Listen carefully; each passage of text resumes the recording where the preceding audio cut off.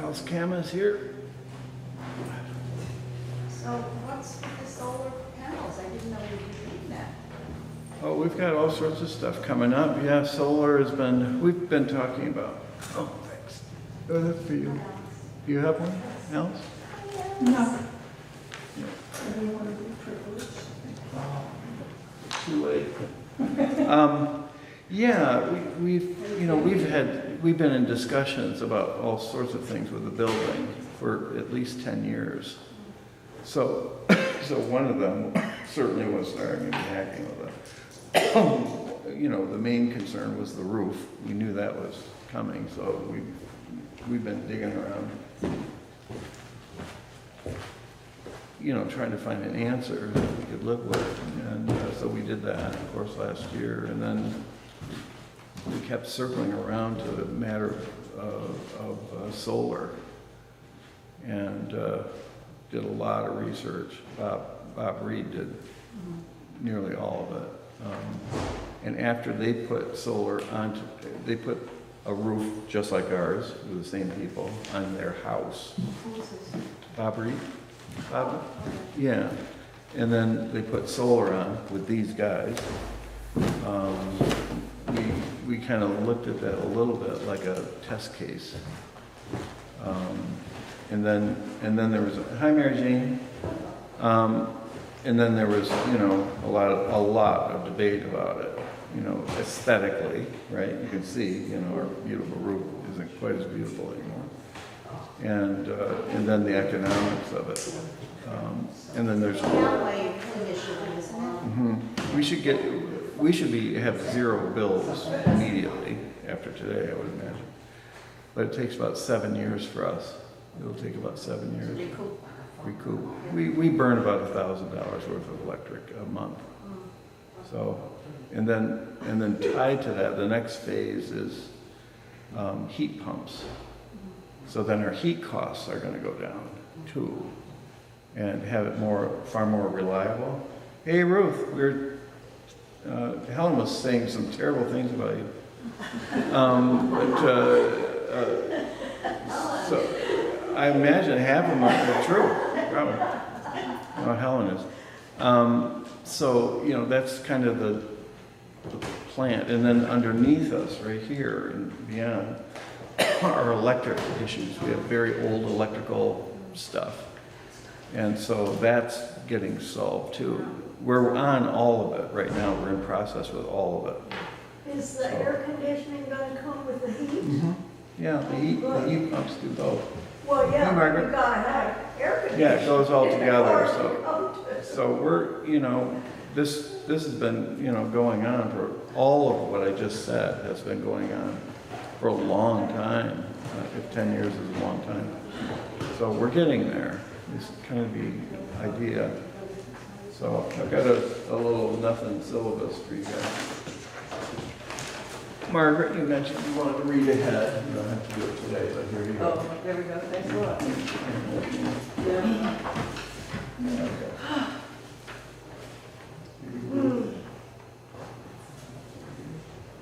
Yeah, for me. Okay. So that's the genius behind it. And then Carl Lindholm gave us, do you know? Yes. You know, his bequest to the church is coming in. Actually, Kat Greenstreet's going to sign off for it tomorrow as the president of the congregation. And sorry, you can ask questions. It's okay. No, I was just wondering, I didn't hear where he left. Well, we're still finding that out. We're going to have his house and the contents of the dwelling and his car. Did he die? Carl's died, I yeah. didn't know that. I Yeah, had seen him a couple months ago at the Daily. Yeah, I buried him. Huh? Yeah, I buried him. When? 2 months ago? I didn't hear anything. about August? that. Yeah, in August. Yeah, we talked about it. Where's the house located? It's not far from yours, actually. Just past the water tower. Oh, going on Haight Street? Yep, it's right there. It's a double lot. It's a little house on a double lot. So it's on the west side of the street. Okay. Where the water tower is, right? Yep. It's Oh, the check. last house. The last on that house, street. right on the Oh, corner. no. Right on the corner. Yeah, That's that's, a nice little house. it's on Yeah, the it's a corner, cute but little it's house. on Safari Drive. I mean, the house is facing on Safari Drive, not, it's facing that way. Yep. So we've been working with with his lawyers and the executrix in charge, and so this takes a little while for everybody to be paid, and there are other people that were going to get some money too. So we don't know what that final number is, but we will be selling the house for sure. What a great ringtone for a pastor. What's that? You have a great ringtone for a pastor. I know, but I only have it because I can hear it. Well, that's a good reason. God is That's a good apparently reason. That reminds me Great of sense of my humor. dog. And then there's other, there's stocks and other, so it's reserved. We'll go through all this with the congregation too, so we all know what's going on. And we've been working with the trust department here too, which we do anyway. But 2/3 of that bequest will go into a endowment, and then the other third will go into, what we have already as far as that goes. It's a large bequest. It is not transformative. It's large but not transformative. That's correct. So in other words, we got to keep giving and keep working at it. It's not retirement money, so to speak, for a church. Hi, Jim. Oh, John. Jim, I'm going to give you this, and then Grace. I'm sorry, Grace. We don't have Catholics. Well, there you are. The floor will open up, and Well, you we're were, gonna have your problems. car was gone, and It's okay, it's okay. you were not there. I But know where to come. I know from watching online. you want to say, All right. Well, it's a lot better live, Grace. Okay. You are friendly. Yeah, I hear it. Alice, can I have a couple more copies? Or I have to do it, don't I? Or no, you can do it. Can I have 5 more?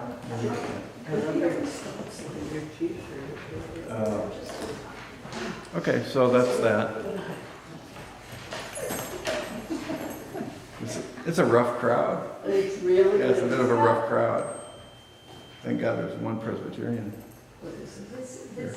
do you And Jim Demas, did you like last Sunday's sermon? That was all Calvin. It wasn't? Yes. I didn't It was see all it. Calvin. Sorry, I haven't watched it yet. Come on, it was all about offices. When was it? Yeah, it's all I Calvin. can't even remember where I I thought was, you'd be, but I'm going to, because I'm getting a new pill for my memory. Before I lose it, I'm not waiting I to. thought Jim Demas would love that sermon. It's Calvin all over, Oh, I loved it, all right. Right? It was, Yeah. right, that was straight up. I hear it was very serious. Yeah, I've been serious lately. Oh, you have? Yeah, I won't be today. Okay, good. All right. Anyway, By the way, this is Grace Rosa, for those of you who don't know yeah, shall we her. introduce our new friends? Yeah, these are our Karen? friends here, and this is, why don't you just This tell is Grace Tina. who you are, and this, Grace is my next door neighbor. The best Tina's my Italian friend cook from in the world. Wow. Yeah, she was a principal of a school, which makes me terribly nervous. And Karen, would you like to introduce your Yeah, friend? this is Tina De Laurentiis. We met in a book club years ago. We've Karen. been friends ever since, and I invited her to try it out. Oh, nice. A bar? You met in a bar? Yes. Okay. Well, let me just, welcome everyone. We've got a 8-week experience for those that want to kind of trudge through the whole thing. You've got a little syllabus that breaks this thing up. I just wanted to ask you, you know, what, if anyone wants to say, what brings you and what do you know about the book of Acts? I just read a few of them, and I had a million questions, but I can't think of them. I really don't know anything about it except that Interesting. it describes the early church and what they were trying to do, but that's all I know. Okay, all right, fair enough. Anybody else? Thank you. I think just Grace. Grace needs one, and I need one. Otherwise I'm lost. Everybody else have one? Thanks for doing that. Okay.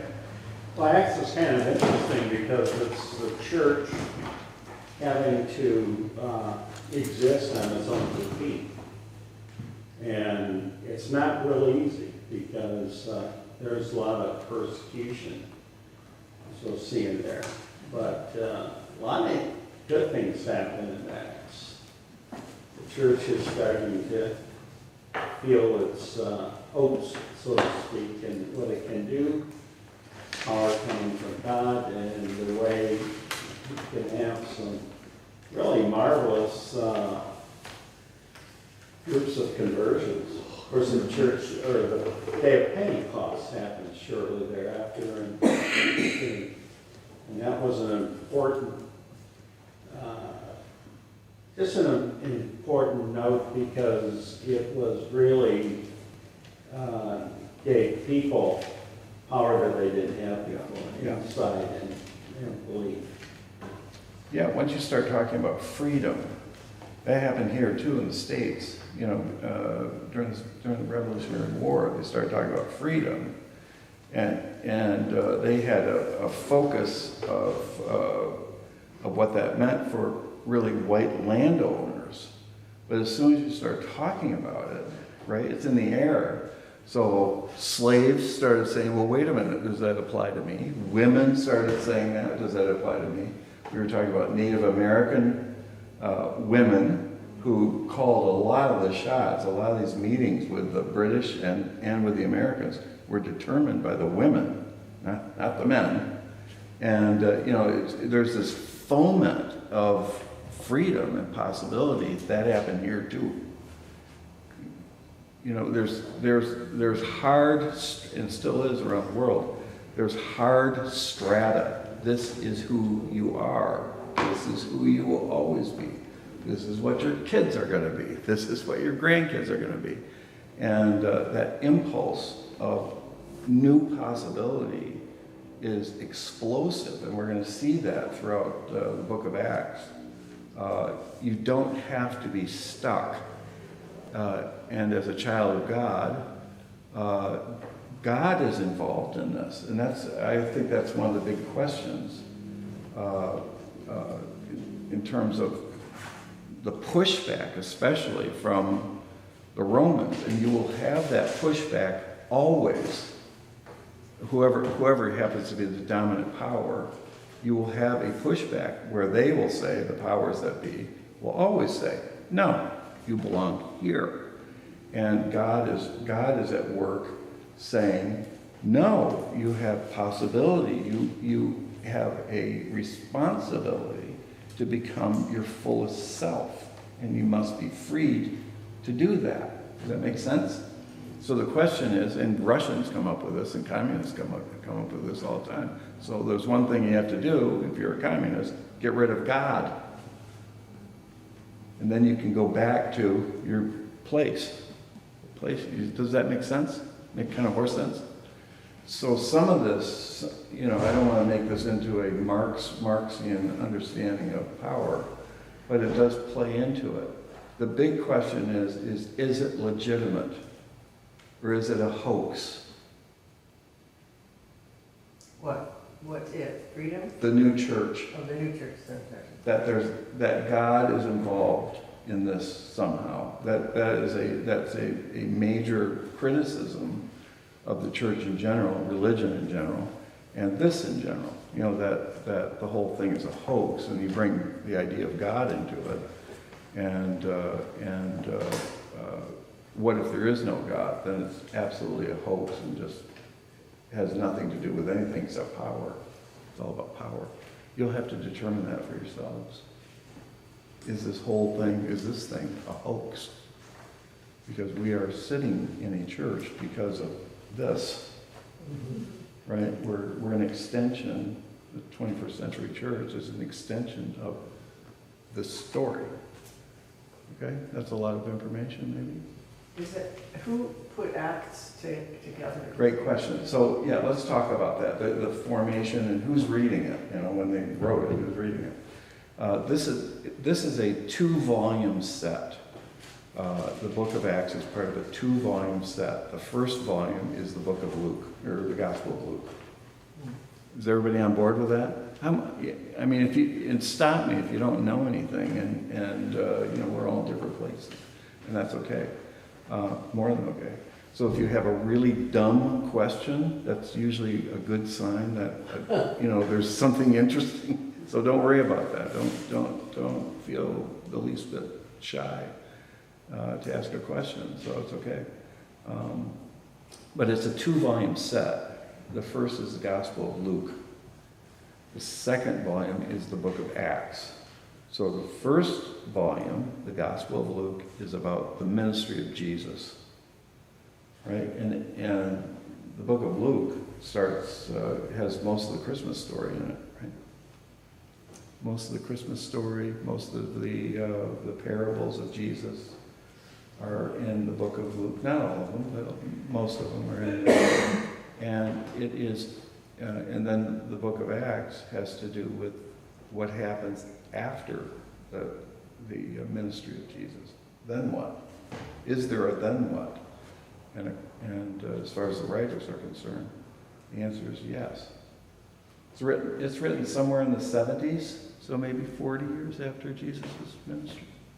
That neck of the woods, maybe pushing into 80-ish, depending on how you read it and what you think.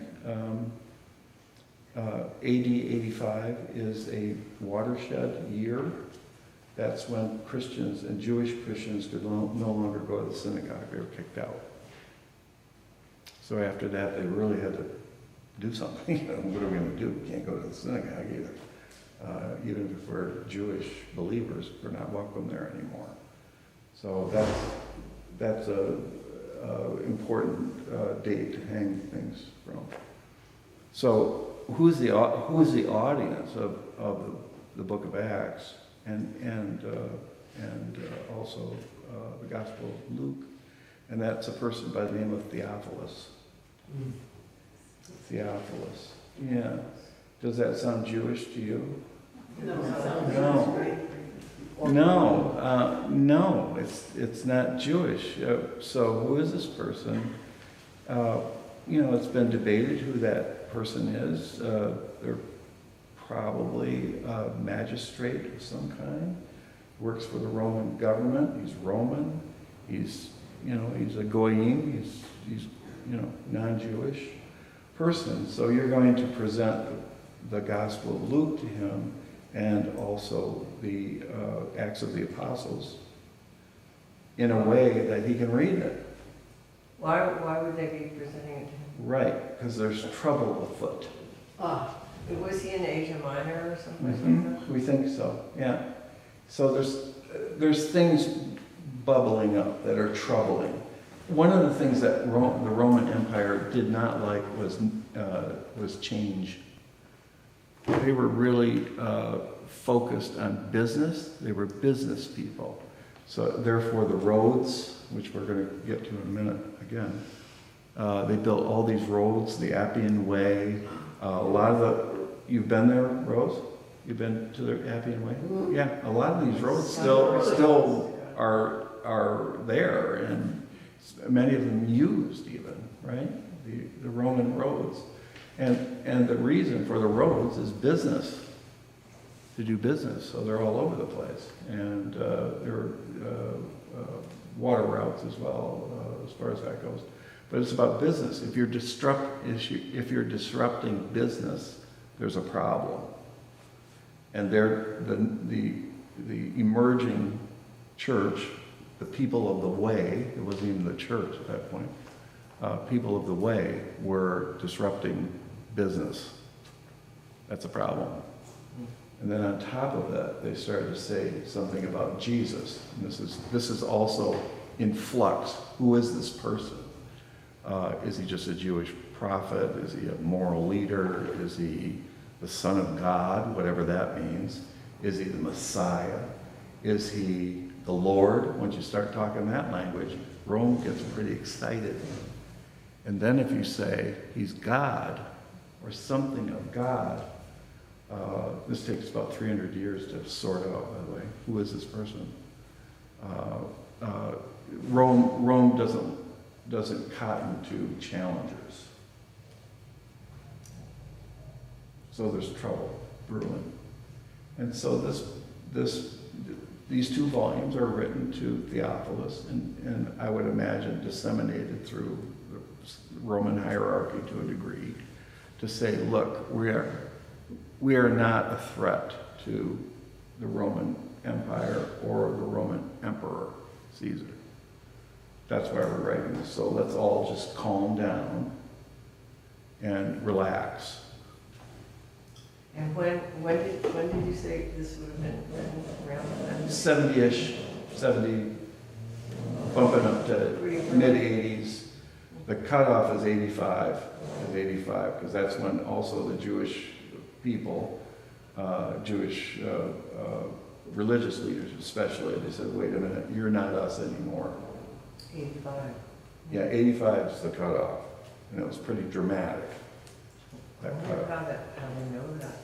Well, they started talking about Jesus all the time in the synagogue, I see. in worship. Yeah, they're in, you got Jewish Christians in the synagogue saying the Messiah has come, and they're going, wait a minute, Well, why didn't they believe he was the Messiah? Well, thank you, Martin Luther. Yeah, Martin Luther couldn't believe it either. It's as plain as the nose on your face. But didn't Abraham predict everything, how he would come and who he would be? Yeah, well, Grace, we're going to talk about martyrdom, and you would have been the perfect one as you keep speaking. Put her on a cross while you're at it. Yeah, that's it. This is the debate, and people like St. Paul especially are going to come down hard on this theologically and make the case that this is not just an aberration of history. This has been foretold for a long time. So that's all fine. But I'll ask you this too, and I've asked myself: how far does theology go for you? How far does it turn you? How much does it? How much do you depend on theology, really?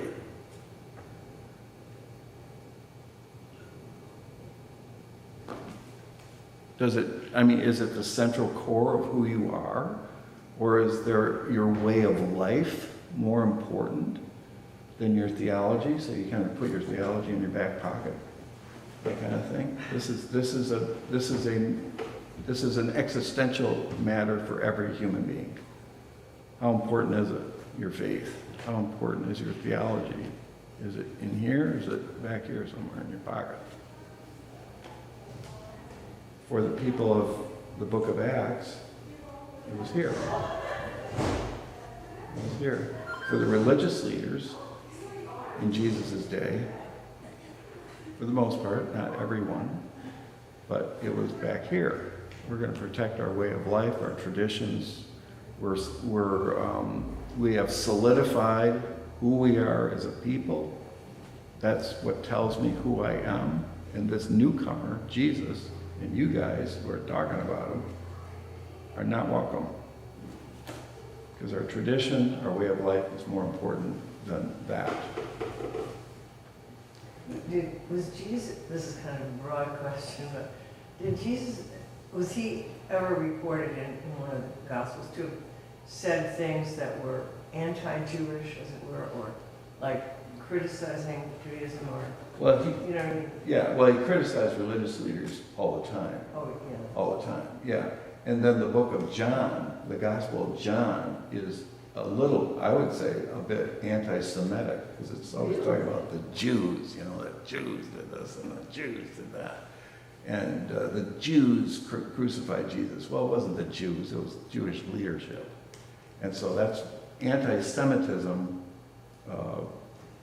over the centuries has used the book of John as kind of a foothold for anti-Semitism.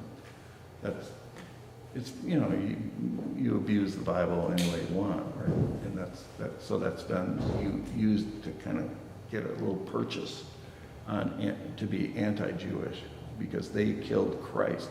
The KKK talks about it all the time. That's why they hate Jews. They killed Christ. Well, they didn't kill Christ. The religious leaders killed Christ because they wanted to keep that in their back pocket. Right. So, you know, you have to be a little nuanced with a lot of things, and especially this, when you're starting to kill people, especially. So, yeah, it's a good question. It's a very good question. So that's kind of the tenor. You know, you've got Luke, and this Luke is probably not the Luke, the disciple of Jesus. This is probably a disciple of Luke who was with him, heard the stories, and all that sort of thing. That's probably the author of the Gospel of Luke and also the book of Acts, if you're okay with that. In other words, it's a little too late for Luke to still be alive to write this. I was just realizing that it's Matthew, Mark, Luke, and John, and Acts. So Yeah. Luke and Acts aren't next to each other. That's right. And you know what? I don't even know. You can find out. I don't know why in the canon you have it that way. I probably knew that once, but I'm 66 years old. I don't remember half the stuff I remember. But Just a kid. yeah, as far as the canon is concerned, actually, if you wanted to do it right, you do the letters of Paul first. They're the closest to the life of Jesus. Did you know that? Yeah, all the epistles, Yeah. the letters of St. Paul came right after Jesus. And then the Gospels come later, 60, 70, and John is kind of 90 to 120, depending on who you listen to. Okay? How are we doing? When did Paul start writing these? I mean, when did he start to document? Was it right after his conversion, Mhm. or Yeah. wait? Well, we'll see it in the book of Acts. He comes onto the scene very quickly. Yeah. He's there for the first martyrdom of the deacon Stephen. Your daughter's a new deacon. Does she know that? He was the first martyr. That's exciting. He was stoned to death.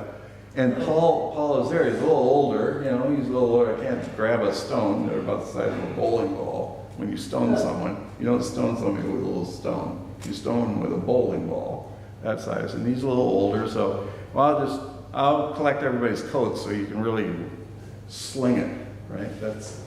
So Stephen was the first deacon and the first martyr, and that comes right after Easter, let's say, right after Pentecost. And Paul's there. So whether Paul ever met Jesus or not, it doesn't say. He met him in a vision on his way to Damascus, but I can't imagine that he didn't hear him. You know, Jerusalem's not that big. Do we know who it was who stoned Stephen? No, they all had hoods on. And Just like yeah, today. you can't really see them. No, they don't list the people that did it, but it does mention that Paul was there overseeing it. Yeah. Yeah, he's the only one named. Why was Paul overseeing it? Well, because you want to smash this heretical movement to bits. Paul did? At that point, he's still a Pharisee. He's Oh, not this a is Christian before his yet. conversion. Yeah. Yeah, so now he's, yeah, we're going to find that out. Now after that, he's really on a roll. So, okay. He's the enforcer. You know, Chuck Colson, remember him? Yeah, he's the enforcer. But Paul was Saul before before he became Paul. He only Right. became Paul after his conversion. That's right. On the road.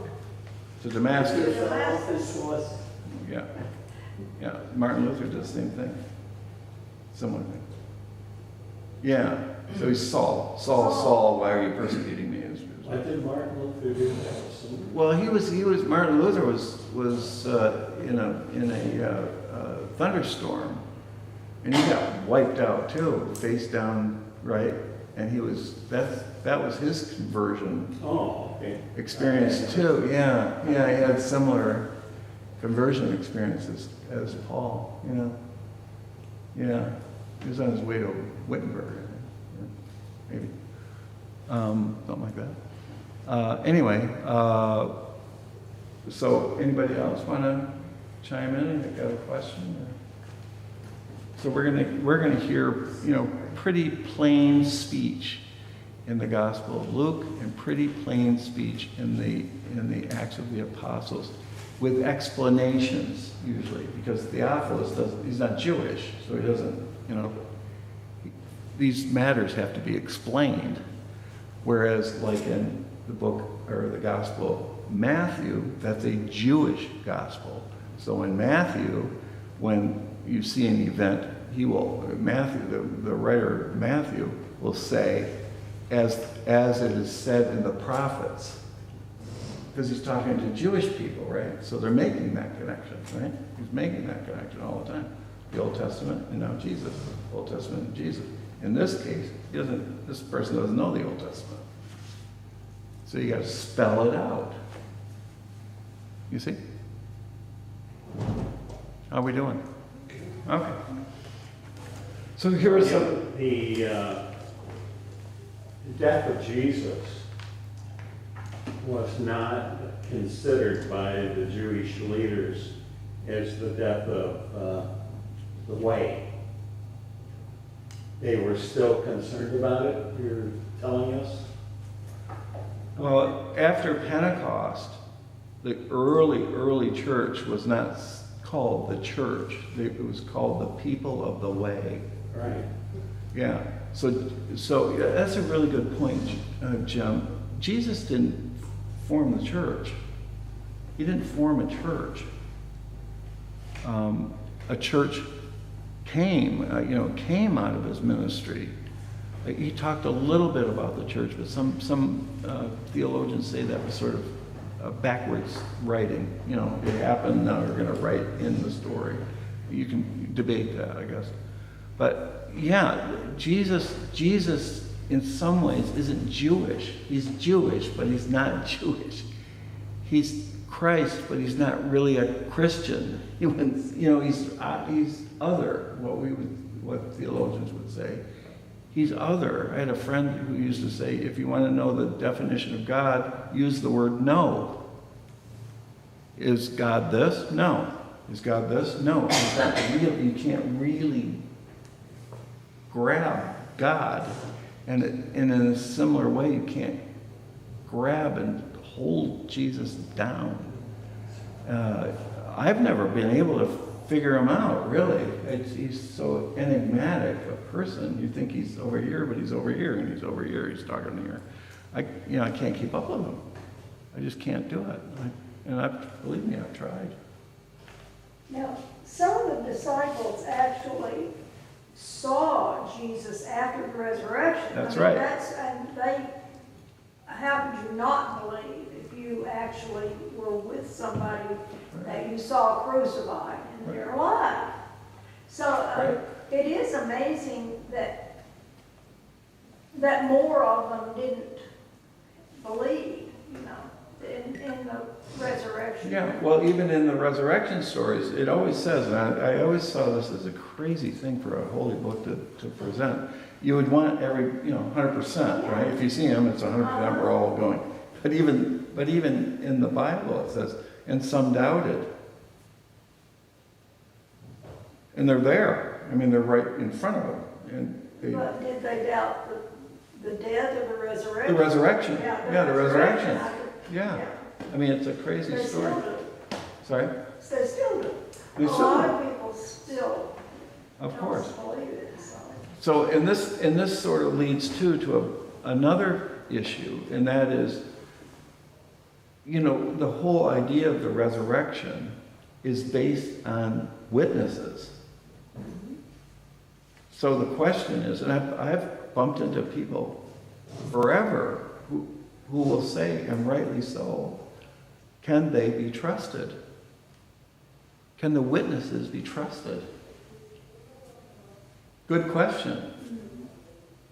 And what I've thought about, and I don't know how this hits you, but my feeling is, and I know we can explain some of this too, explain it away, but a person who's willing to put their life on the line after that event and meeting him as a resurrected person, and these are ordinary people, right? They're not special people. His disciples aren't special. They become special, but they're not special. They're fishermen and tax collectors and ordinary people. What makes that turn from how we know them in the Gospels as followers of Jesus? Because even in Mark, they're kind of out of it. You know, they don't get any of it. Even at the end of the Gospel, they don't get it.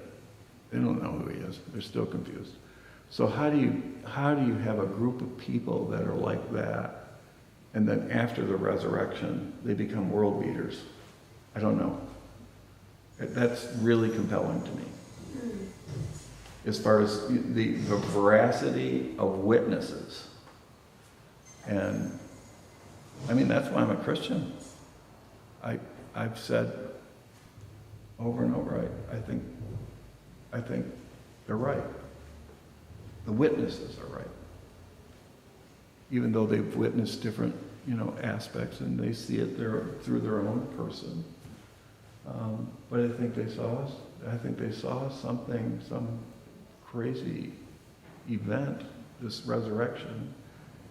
And so that justifies everything that Jesus was, said, did. Maybe they were afraid to speak out at first. They were terrified. Yeah, they didn't, they just couldn't. And then, what gave them the courage then? Well, then what? Later. Right. I mean, if you see That courage. if you see Jesus dead as a doornail, and then 3 days later he's alive and he's right in front of you, what does that do to a person? I mean, what? Right? Mm-hmm. And then we haven't even talked about Pentecost yet. But I try to Did they put. see him dead as a doornail? Pardon me? Yes. Did they see him? Well, he's dead? crucified right in public. Yeah, but with the latest, I don't know how. Oh, he wasn't really dead, or he wasn't. They say if you know anything about a puncture wound, it takes forever. But it's not a puncture wound, and that's not how the Romans did it. You died by suffocation. You didn't die by Oh, I bleeding. didn't know. Oh, yeah. That's why they went around and broke their legs. Oh, Yeah. They would. Oh, this is fun, isn't it? Yeah. When you're crucified, I yeah. haven't been crucified yet, but Okay. I've read up on it. But you're like this. They put a Yes. nail through both of your feet. Right. And then they nail your hand, not your hands, they nail here. Otherwise, if they nail your hands, you rip them out. Right. Your hands can't hold the weight. But there's a little thing underneath your feet that you can push up. So when you're not breathing, it'll over hours, you can't breathe. You're laboring with your breathing. So you push up to breathe. It's gotta hurt. Because you have a I nail. think it hurts a lot. It makes me, I want to keep doing it. So what the Romans would do, and especially in the case of Jesus, he's crucified on a Friday. He's got to be dead by sundown. So how do we kill this guy? Otherwise he's going to be pushing up for a day. He's got to be dead by the Sabbath, and the Sabbath is Friday night, right? Is everybody following? Doing something to his feet. So what they did, they went around they did this all the time. I mean, the Romans were great at crucifying people. They did it all the time. So to hustle up the process, they went around and broke their legs so they couldn't push up. Oh, I That's why they. That's I was why- wondering. yeah, that's why they break the leg. did I that. never knew they broke. Yeah, when we say break a leg, that's what we're talking about. No, that's not. No, you're That's not. wrong. No, That's you're wrong. not. That's wrong. And it's, yeah, so that's why they broke their legs, so they couldn't breathe anymore. It was suffocated. Because the weight of their, right? You know, you can't, you know. In a way, it was an act of mercy because they were really in agony. Oh, it's horrendous. Yeah, they're suffocating. I mean, that being crucified is bad enough. But But yeah, I thought they didn't break Jesus's leg. because he was already He was dead. already dead. That's right. They were surprised. He's gone. He's gone. Is that described in it? Yeah. He died before they broke his legs. And then they pierced his side to make sure he was dead, right? And he's dead. So that's a long answer from what people are saying, you know. They're right. You wouldn't puncture wounds it will not kill the person, especially not there. I mean, maybe here if you hit an artery or something, but not there. So that's why. Okay. Yeah, that's why. Okay. So we're throughout our little course here, we're also going to talk about inclusion. That is a major theme running through the book of Acts. It's true of everything, right? Every family, every company, every country, every area. Who's in and who's out? That's a basic question for any entity, right? Any group, any family, any country. We're going through that here. That is the question all around the world. Who's in, who's out? And that's also true here. What makes for a Christian? What is it? What is that kind of person?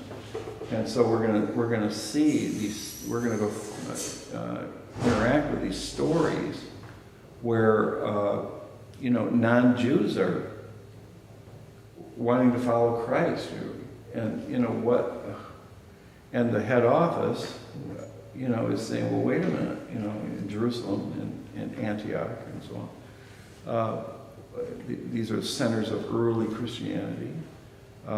They're saying, well, wait a minute, isn't there some kind of protocol to confirm that they're Christians? They're not Jews, and Jesus is for the Jewish people.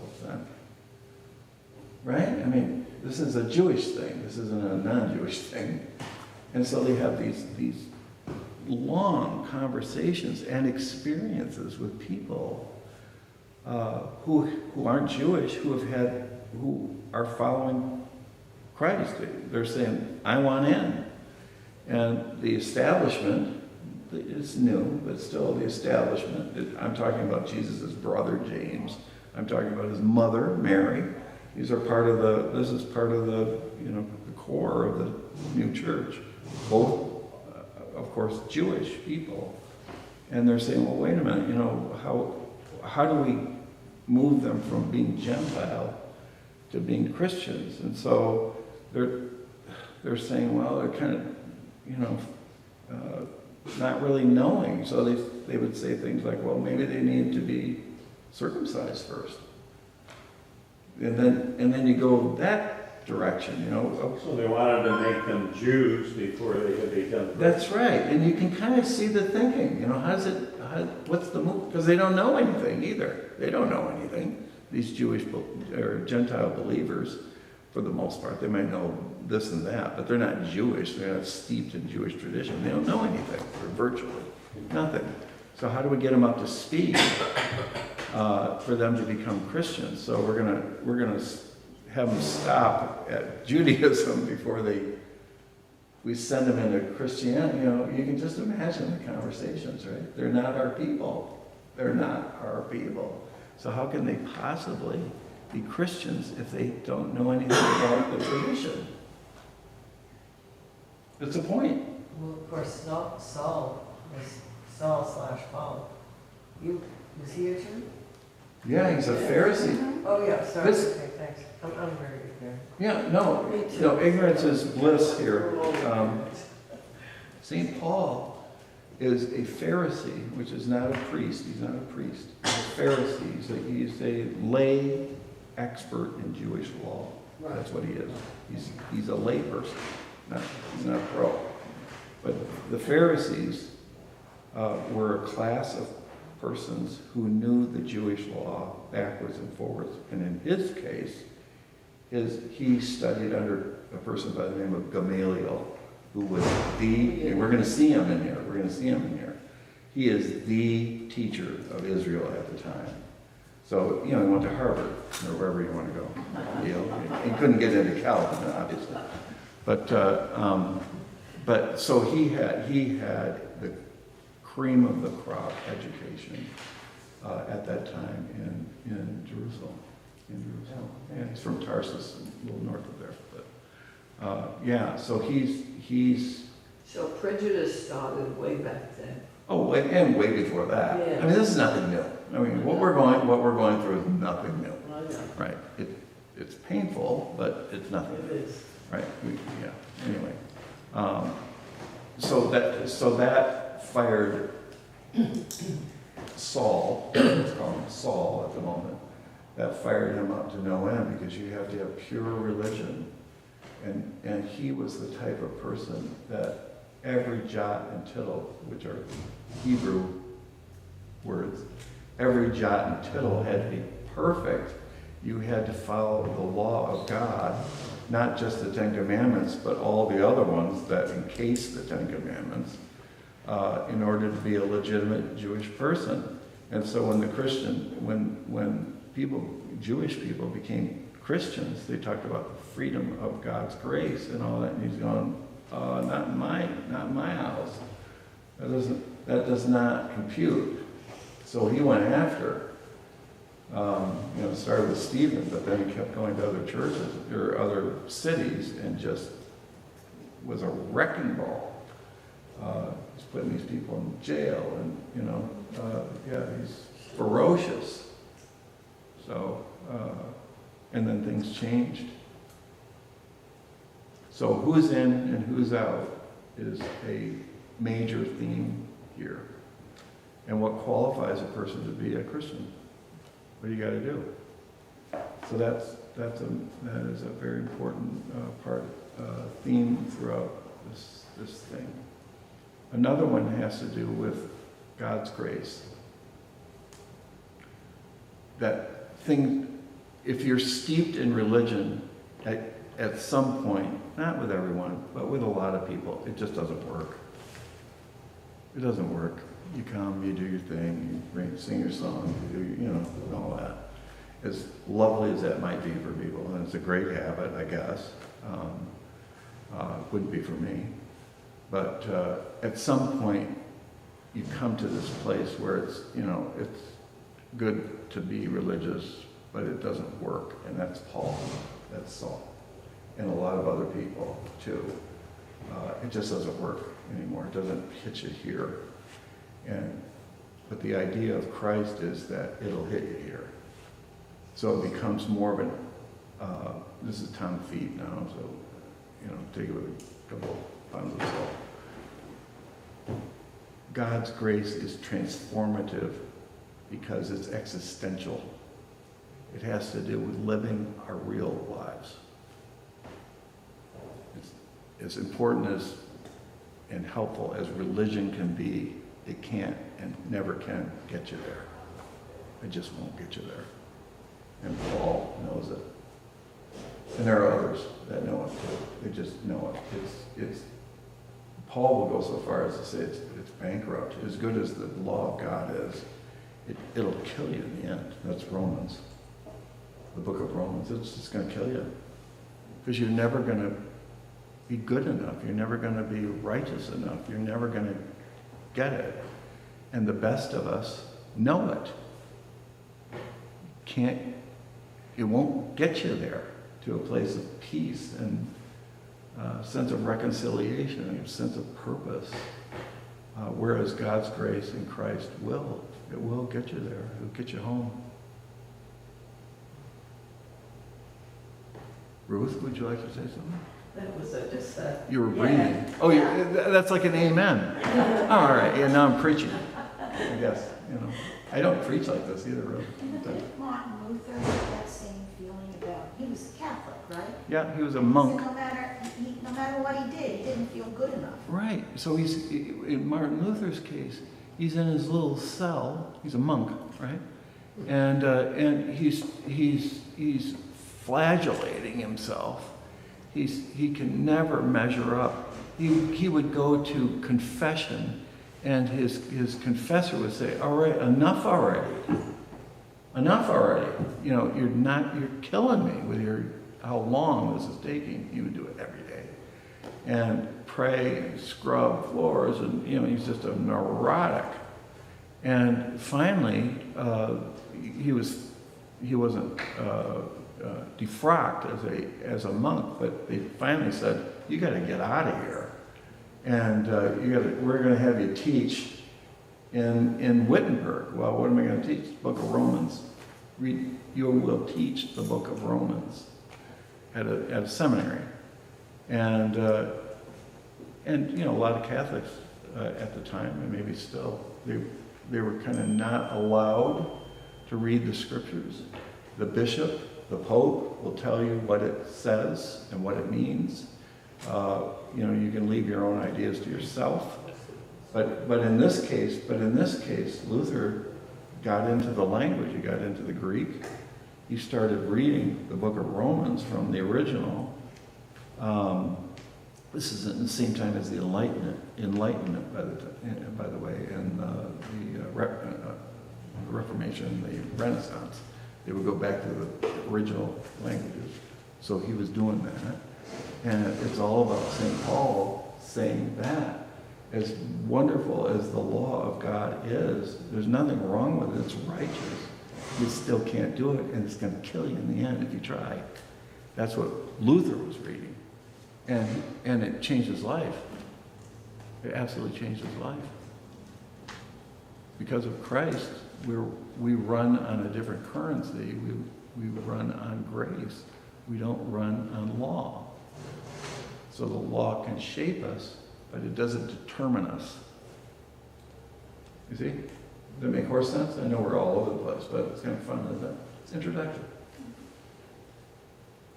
That makes sense? So the point of the exercise of life is not being, the end of it, as important as it is to be a good person, that's not what this is about. It's important to be a good person, but that's not going to get you in. What's going to get you in is the grace of God, period. That's the Book of Romans.